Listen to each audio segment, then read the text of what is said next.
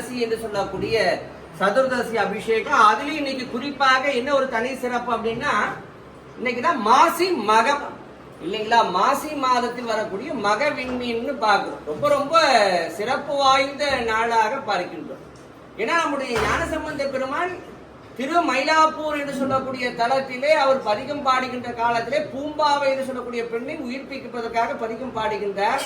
அப்போ ஒவ்வொரு மாதத்திலேயும் நடைபெற்ற விழாக்களை எல்லாம் குறித்து இந்த விழா காட்சிகளை எல்லாம் நீ கண்ணார தரிசிக்காது சென்றாயே ஓ பூம்பாவாயே, நீ பூம்பாவையே நீ என்ன பண்ணி மீண்டும் உயிர்த்தெழுந்து வந்து இந்த மாதங்களிலே நடைபெறக்கூடிய இன்னென்ன விழாக்களை எல்லாம் கண்ணார கண்டு தரிசிக்க வேண்டும். ஓ பூம்பாவையே உயிர்த்தெழுந்து வா, உயிர்த்தெழுந்து வா.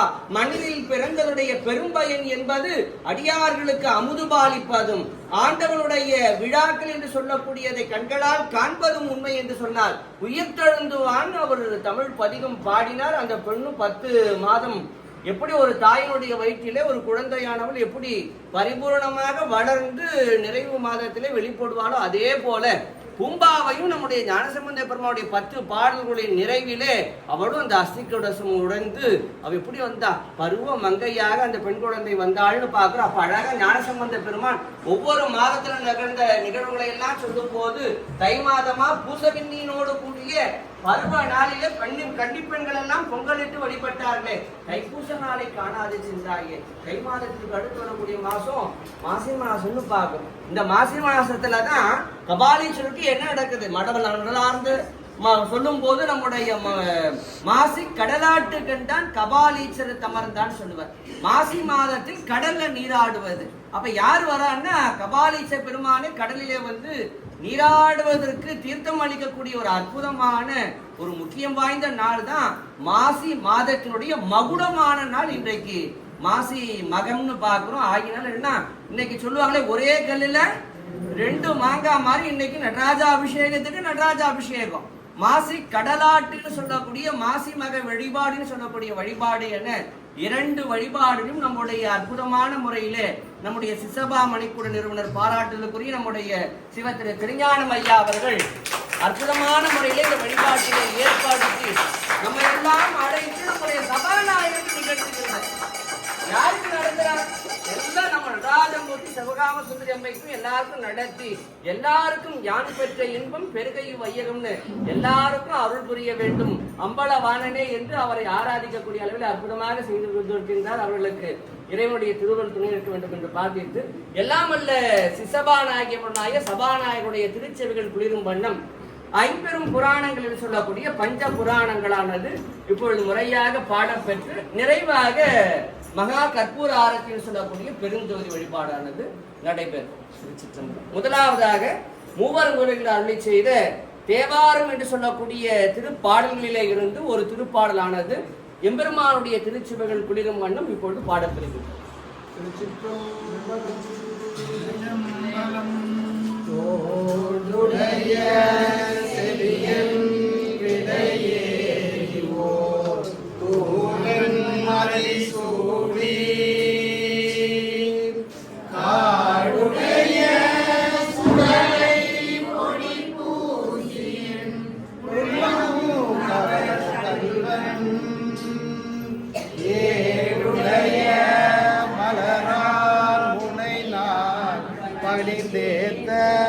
அருள் செய்த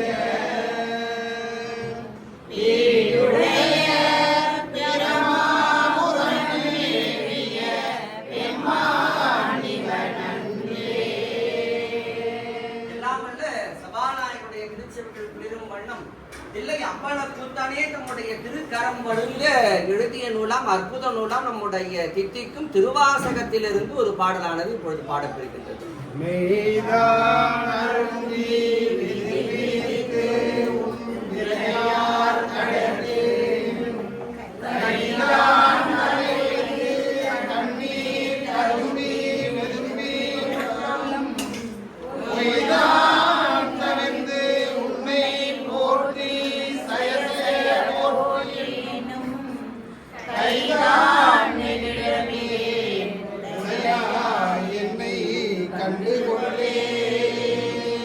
பன்னிசை பிரியராம் நம்முடைய பொன்னம்பலவானவருடைய திருச்செவிகள் குளிரும் வண்ணம் திரு இசைப்பா என்று சொல்லக்கூடிய இசை பாடலிலே இருந்து ஒரு பாடலானது இப்பொழுது எம்பெருமானுடைய திருச்செவிகள் குளிர்மன்னம் பாடப்பெறுகின்றது.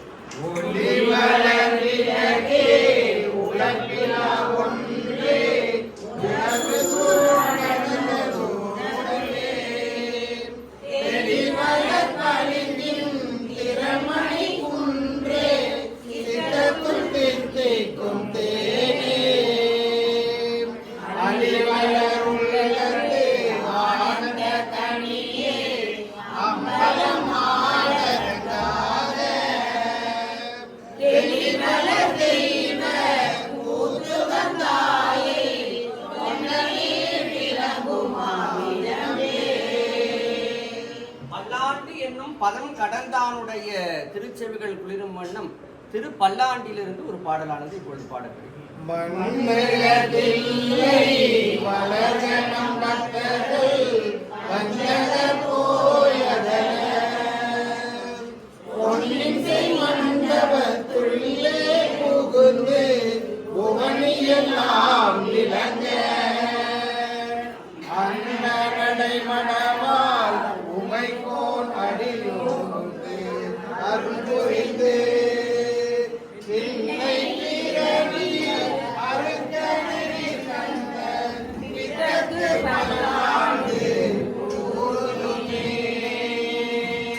தொண்டர்தம் உள்ளத்தில் நின்று திருவருள் புரியக்கூடிய வணங்கக்கூடிய நம்மெல்லாம் சிந்திக்குவதற்கு துணை நிற்கக்கூடிய எம்பெருமானுடைய திருச்செவிகள் குளிரும் வண்ணம் திரு தொண்டர் புராணம் என்று சொல்லக்கூடிய புராணத்திலிருந்து ஒரு பாடலானது பாடப்படுகின்றது.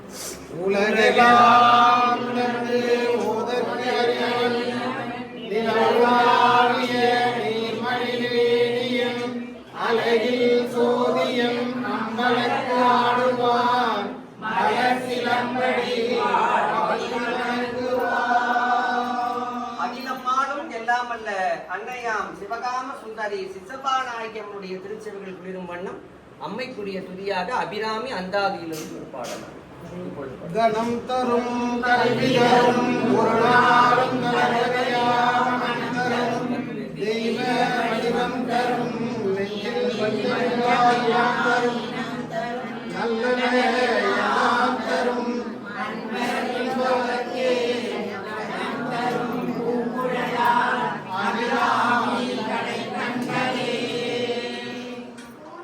எல்லாமல்ல பெருமானுடைய அடியார்கள் வாழ்வாங்கு வாழ்வதற்குரிய பெருமானுடைய வாழ்த்து பாடலானது நிறைவாக பாடி மகா கற்பூர ஆரத்தி எடுக்கக்கூடிய வான்முகில்